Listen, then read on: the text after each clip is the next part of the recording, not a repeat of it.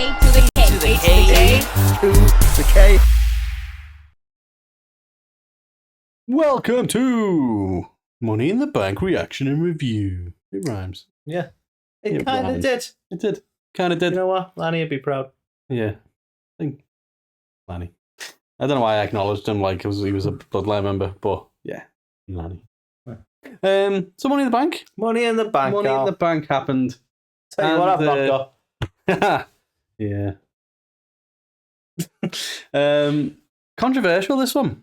I think so. A lot of I've seen the IWC say a lot of stupid shit in their time.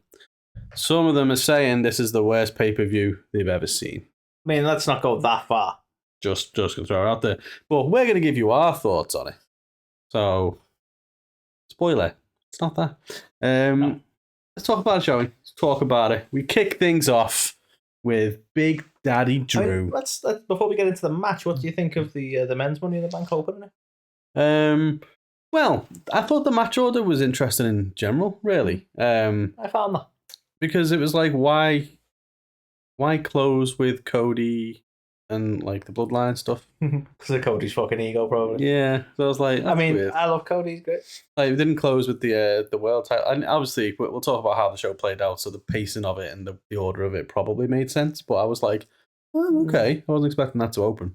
To be fair, the position of the Cody match, I was slightly aggrieved by. It's like you've sort of ended up in a match that isn't really a main title thing. Yeah, and your positioning's just wrong. You know what I mean? Yeah, and I think it also made people, me included, think that maybe there was more to come than what we actually got. Yeah, because you're like, well, why are you setting up here? Yeah, fair point. So we'll come on to that. But Big Daddy Drew won the briefcase. Yeah, he did. I wasn't expecting it. Elated. Well, I was ecstatic. But I'm used to this now. Yeah, you know. Remember when we watched WrestleMania and I was like, Drew just won the belt, and then you were like, yeah, you're not gonna be happy in a minute. Huh? Remember that? Yeah. So, because that was the thing that happened. But yeah, I wasn't expecting Drew to win it. I thought. I thought you thought as well. Was that like the Simpsons or something? Or like, am I even going even more old school? I think you might. I think I can. Is that like Hey Arnold? I honestly thought you were slowly going to do like Sweetie Pie. I thought I tore through McIntyre. But yeah, I thought Jey Uso was going to be the winner. Did you also think? I think a lot of people were expecting it. I think a lot of people wanted either Jey or LA Knight. And to be honest, this is kind of the issue with this match is that, you know, we'll talk about what happens with the briefcase because Drew is kind of the logical guy to win, and in that match, I think I may have in my predictions done this. Correct me if I'm wrong. But I thought Punk was going to screw him in this match. Yeah. So you go, well, we'll write the Drew situation out of it. So it's got to be one of the like the guys who are like really hot with the audience right now, LA Knight or so hot right now, or Jey. Yeah. And I was convinced they wanted a briefcase with Yeet Rhodes on it, so I thought it's going to be Jey. Well, exactly. So I was quite surprised with the finish. Yeah, I think there was rumors alluding as well to the Wyatt Six getting involved, and you know. They didn't get involved in the entire pay-per-view. Fucking nowhere to be seen. Nowhere to be seen. What was that restaurant they went to, and then Cornette lost his fucking mind over it? Like an Arby's or something. Yeah, that's where they went. Yeah, I think. What did you make of the whole Yeet versus Yeah off on the ladder? I think. Okay, look, people love this, right? But I hated Yeah and I hated Yeet. I think they're the laziest fucking catchphrases ever, right? You know what? Come at me. I don't care. Stone Cold's was better, and his was just what? I don't care. Yeah, it was better. They know what. It was for some reason somehow more antagonistic than just random words. But that's just a curse because now people just fucking say that thing all the time. Huh. So Drew McIntyre won, and we'll obviously come on to what happened there in a little minute. But yeah, calling me surprised. I was made up. I didn't know where it was going to go, but obviously... Were you expecting like a few months of him walking around with a briefcase? Maybe a tartan briefcase? See, they could have done so many things. All this. So many things. But we'll get to that. So, yeah, Drew won in the opening contest. The match itself I thought was all right. Yeah, so you kind of had... it had your usual ladder match tropes, didn't it? Like Carmelo and Andrade with your big spot guys. Like Gable was obviously Old Andrade, our new speed champion. We've seen that thing as well. Ethan Page obviously has won the belt, and someone put up like, see, you waste your time in AEW, then you go over to the WWE, they put you in, and they give you a belt straight away, and it's got him winning the NXT, and then Andrade with the speed belt. And it's like, I felt like they were having a shot there. Yeah. The speed belt's just fucking wank. But do you know what else I love, right? Let's take away the WWE and AEW hate while we're on that topic, right? The best thing about this is Ethan Page got the NXT championship before Lex is fucking king. Sorry, come. Yeah. Because he's shit in NXT as well. Let's be honest. He is. Anyway, unfortunately. Yeah. So the match I thought was all right. Yeah, typical trope. You had your high flying spots. You had your Gable was kind of like the MVP of it as well. LA Knight and Jey Uso were kind of more there for obviously the and yeet off more than anything. I feel bad for them because it's like WWE clearly don't want to pull the trigger on them as champions or main event guys, despite the main event title. I kind of think bestowed upon Jey. I think LA Knight and Logan Paul is earmarked for SummerSlam. I just feel like they're wheeling them out for the crowd pop rather than anything else. It's like they don't want to invest in them, but they do want the crowd behind them. So let's use that. Yeah, and as for Jey, I think I don't know. He's gonna have to get back involved in the Bloodline stuff at some point, isn't he? So and I can't wait for another Logan match where we're all tripping over bottles of fucking Prime.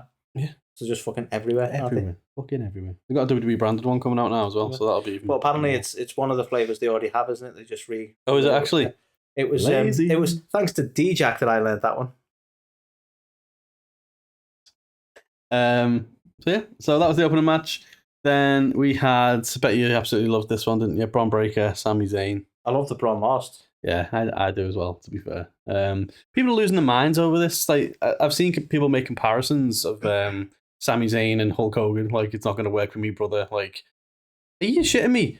The guy beat Gunther at WrestleMania, which I wasn't a fan of. Yeah. But if he's going to beat Gunther, what, you want him to then drop the belt to bloody Gable the next month or to bloody Bron Breakker now the month after? Like, arguably, I think it should have been Gable anyway.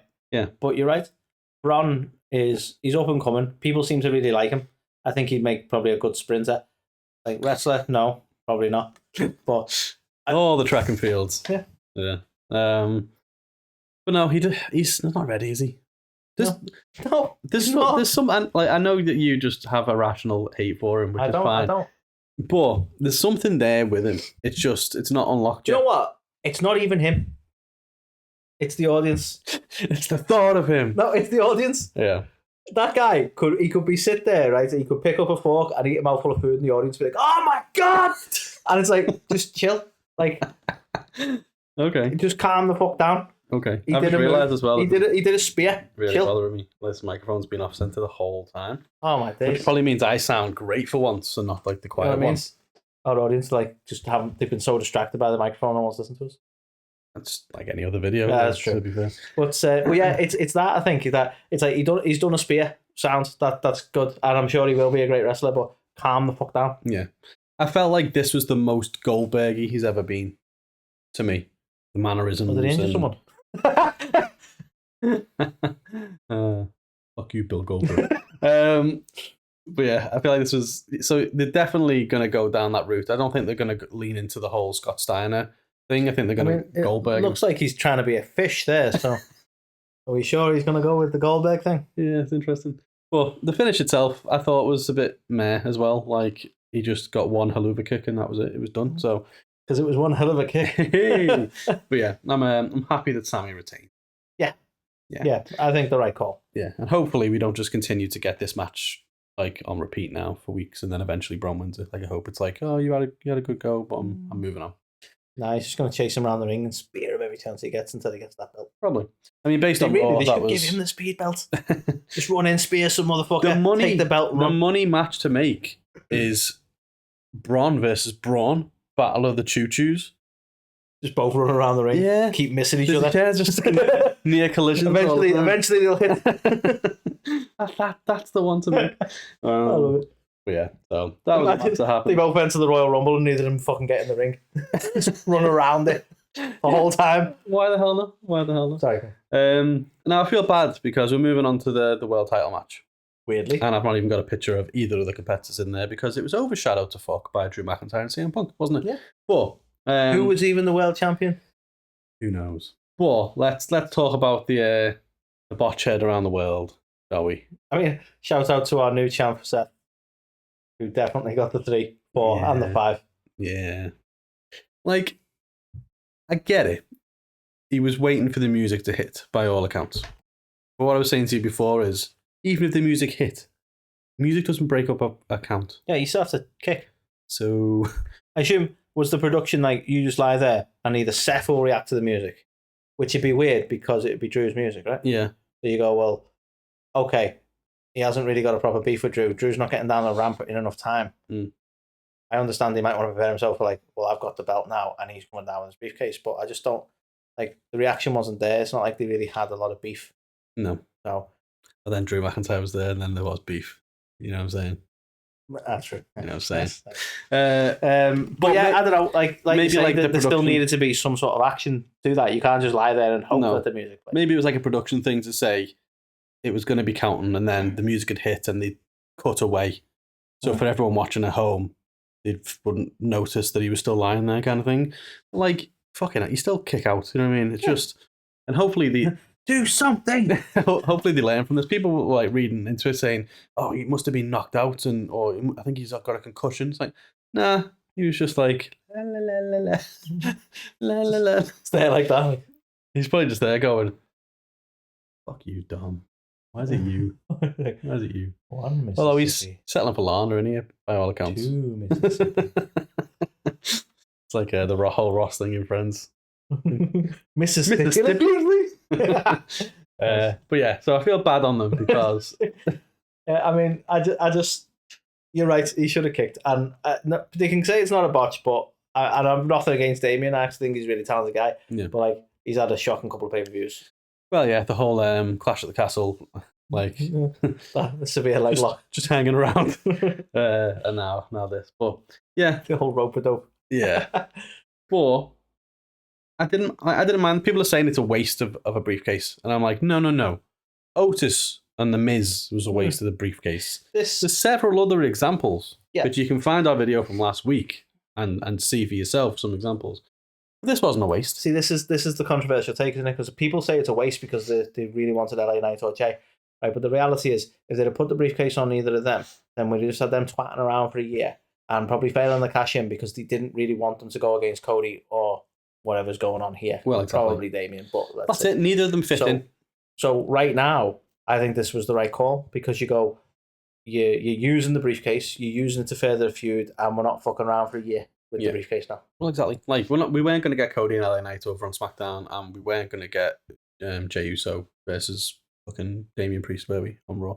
So it didn't make any sense. This furthered the story, and for me, one of the best parts of it is the whole aftermath thing, where, like, if he hadn't snapped before, like, obviously I was there at Clash of the Castle, and he fucking snapped after that, and it was like, oh shit. But then, obviously, he's elbowing Adam Pearce in the fucking face. He's doing all mad shit. So, he's now got a suspension and all that, which we'll cover in the news this week. Yeah. But that's it. You're suspended. Yeah. I don't want to complain. So unlike you. But didn't Adam Pearce try to suspend him during the pandemic as well, and he kept just turning up at the arena? Did he really? Was he a heel in the pandemic? I think so. Maybe. May not have been pandemic. I feel like we've had this in the past where Adam Pearce has tried to suspend him. This is back when Adam ran both shows, and he just kept sort of coming back, and he'd be like escorting about the building again. Yeah. I don't know. I feel like we've been here before. I think we have. But the reason I'm looking at my phone and being rude is because in the Fantasy Faction group chat, someone was talking about this, and I made a comment that said, it's done a few things. So it's obviously furthered Drew McIntyre and CM Punk. Okay. Which is the main thing. It's furthered. He quoted himself. It's furthered Seth Rollins and CM Punk. Yeah. Because obviously now he's inadvertently cost him. He can't challenge anymore when Damian's going after the belt. It's furthered Drew and Seth.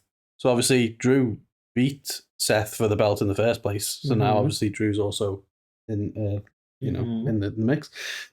Created doubt in Damian by not being able to defend it by himself yet again. So Punk's continuously there helping him retain the belt. it's now also given Gunther a psychological advantage over Priest. So at SummerSlam, we know Gunther's challenging the champ. He's challenging Priest, and now he's like, well, you can't beat them on your own. It's also furthered Drew McIntyre and Jey Uso because Drew McIntyre got the Money in the Bank. That basically down to them two, and he stopped them from winning it. And they've had a thing going on for a while. Okay, I'm clutching straws, but that's a little bit of a clutch. It's also furthered Drew McIntyre and Adam Pearce because obviously now he's continuously getting screwed and no one's doing anything about it. Scrap Daddy coming back. There we go. I'm going to have a scrap Daddy. Is what I was saying. But yeah, look, it has. I agree with you. I think it has more positives than it does negatives. Yeah, it does. And it's like people are like, oh, it's a wasted case. Well, it's not really because it furthered a story somewhere, which is better than someone going, oh, I'm going to catch in at some point. Like we've been saying for a while, the Money in the Bank's become a bit of a caricature of itself. When you get people cashing in for the fucking United States Championship or people using it as lunch boxes and then losing it and putting the briefcase on the line in match, it's just fucking stupid. Look, reality is, look at the other participants in the Money in the Bank.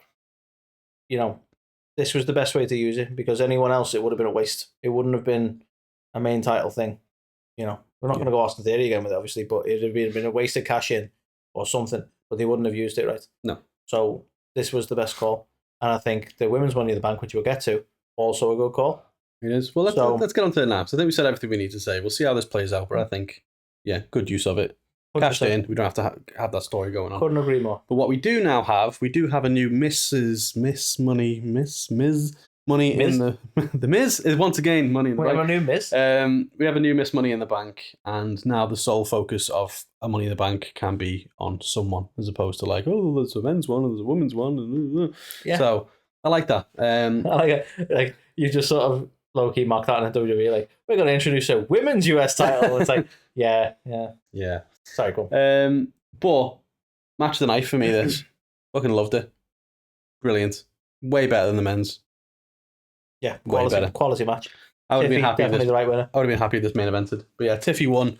Fucking shout outs, man, to Chelsea Green. She's a ledge. She's so fucking good. Her run this time around is just fucking awesome. It's immense. Like the whole being scared of like heights is funny in itself. It's like, well, why are you in a ladder match? She knows how to get the reaction. She really does. Like when she picked the ladder up, was trying to like knock the belt off with the ladder. Genius. And then the fucking the bloody spot at the end where like look at the bump she took.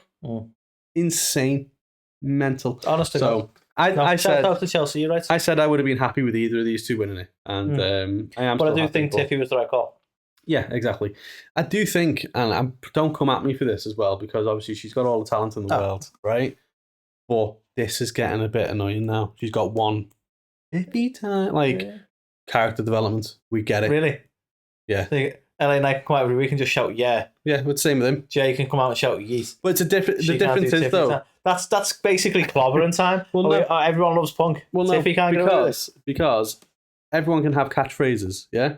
But LA Knight's at least got, let me talk to you, and all this other shit that he does, right? Tiffy just comes out doing the one thing. That's her only taunt. If I'm playing WWE 2K, whatever the fuck it is You're trying to build up your finisher. Right? Yeah. I press all the different taunt buttons. It's all the fucking same one. Just like, I want to see a bit more from her, and hopefully now being Miss Money in the Bank. Well, you want like a... maybe she's going to be like... Yeah, maybe it's like money time or something. Then there's Carmella. I don't know if she. She's gonna like just put a clock on it or something, right? Yeah, I don't know what that was. Yeah, she's gonna put a clock on it. But you know what I would love to see?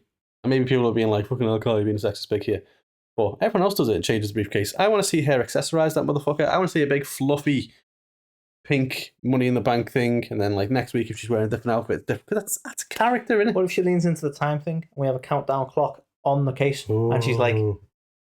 You'll know exactly when Tiffy time is. I love that, I like that. Let's do that. Let's do that. That's way better. Can still be pink and fairy, though.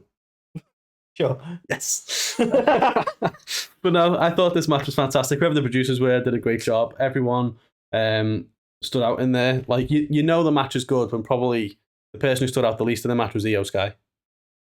Yeah. And to be fair, she tombstoned Zoe Stark off a ladder. Yeah. So, and if that's the least standout worthy thing, then Yeah. No, they all did a cracking job. Even I'll be honest, I'm not that cracking job, bruv. I'm not even that big on Zoe Stark, if I'm honest with you, but I think she really showed that she's a very talented person. Yeah, definitely. Like I'm not super over on it, but like it was a solid match for everyone. Yeah, it really was, and definitely the right choice. And again, just Chelsea Green's a ledge. Indeed. She's fantastic. I want to see. You didn't say it right, though. She even made Michael Cole say it right. Yes.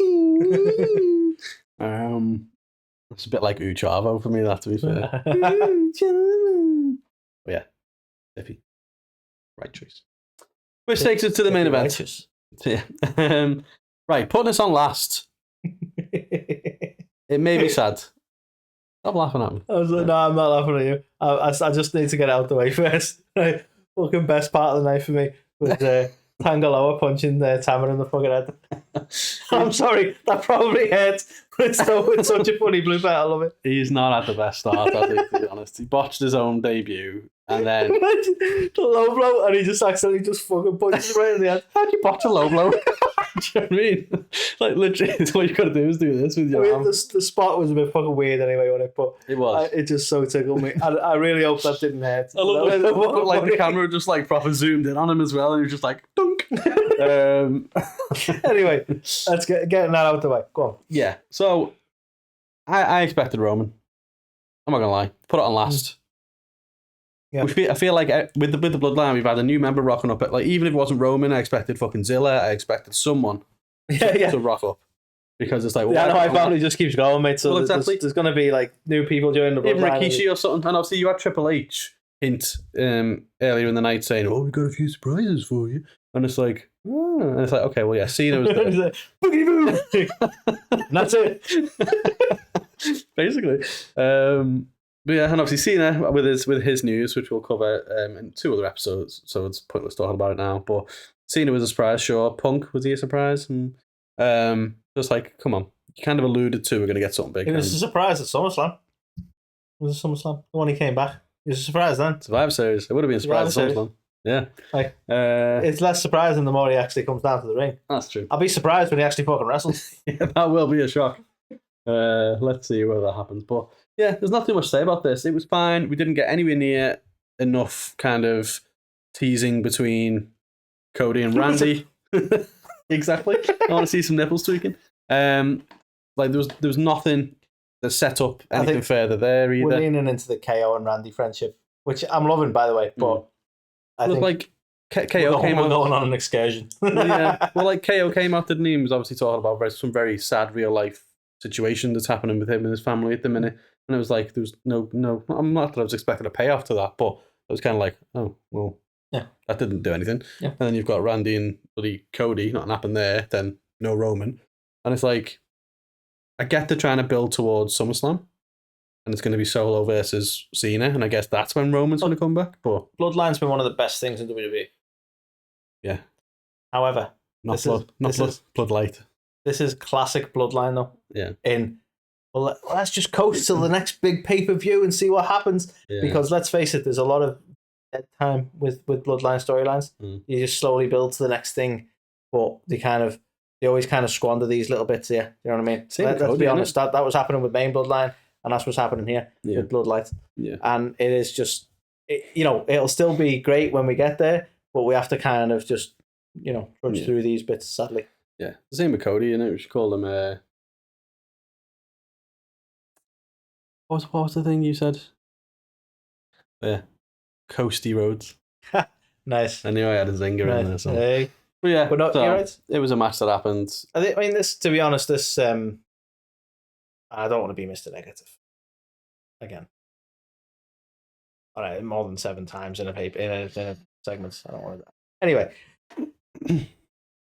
This says a lot, really, doesn't it? That the main title, the title, the one Cody fought for, the one he finished the story for, is just kind of not really relevant on this pay-per-view. Yeah. People can be, it doesn't already have to be, and yeah, that's fine. That's fine. Except, do you know what I'm more pissed about? Cody starts to be the main event, even though this isn't really the main event match. Let's be honest. Yeah, you know what I'm more pissed off about? Where's Liv's match? She never got one at Clash at the Castle, which fucking annoyed me, obviously. True. But Bayley had hers. True. And it's like, so what? You can't even feature Liv on the next one? Like, what's going on there? He's working a whole different gimmick at the minute. But yeah, so that was Money in the Bank anyway. They were our reactions, review. You reckon they're going to screw Liv over, actually? And she just forget to defend it that long, and they'll be like, we're stripping you of the belts. And she'll be like, wait a minute. Who knows? Sorry, but no, I think all in all, people are massively overreacting, saying it's the worst pay-per-view Even saying it's the worst pay-per-view of the Triple H era, it's like, oh. What do you reckon the worst of the Triple H eras? That's a whole interesting different one to define. Isn't it? Yeah, it's a whole different segment there. Maybe we do that. Rank the Triple H's first year in terms of pay-per-views. Rank him. Yeah. Rank him. him. But yeah, I thought it was all right. I think the women's Money in the Bank match was awesome. Right outcome there. I didn't mind all the stuff. At least now we haven't got a ticking time bomb of Money in the Bank on the men's side. So I think going into Mania 41 and hopefully The Rock's involvement and Roman coming back and all that, the last thing we need is some pleb going, I'm going to cash in. Because there's enough story to be. Fucking pleb. Whereas on the women's side, Tiffy's the perfect person for that, whether 100%. She goes after Bailey or Liv or whatever she does. But indeed. But no, you're right. Unless they do something fucking stupid and she cashes in on all these new women's mid-card titles that are supposedly coming. No, to be fair though, I saw a video the other day, and I wish I could remember the context of it. I should have sent you it really. And even Austin Theory is making light of the fact that he foolishly cashed in on that. So I think everyone agrees that was a poor idea. I don't think WWE are going to revisit. Well, obviously Austin watches our stuff, doesn't he? So he's probably 100%. Seen me slate him and go, he's right. Classic Carl. 100%. Classic Carl. But anyway, thanks for tuning in. Let us know your thoughts on Money in the Bank. Before we let you go, it would be remiss of us if we did not mention our pals, the Hot Tag Foundation. Please go and check those guys out. Mr. Scientist. Please go check them out, doing some awesome kind of charitable endeavours. So go and check them out at Hot Tag Foundation. Indeed. And yeah, we will catch you on the next one.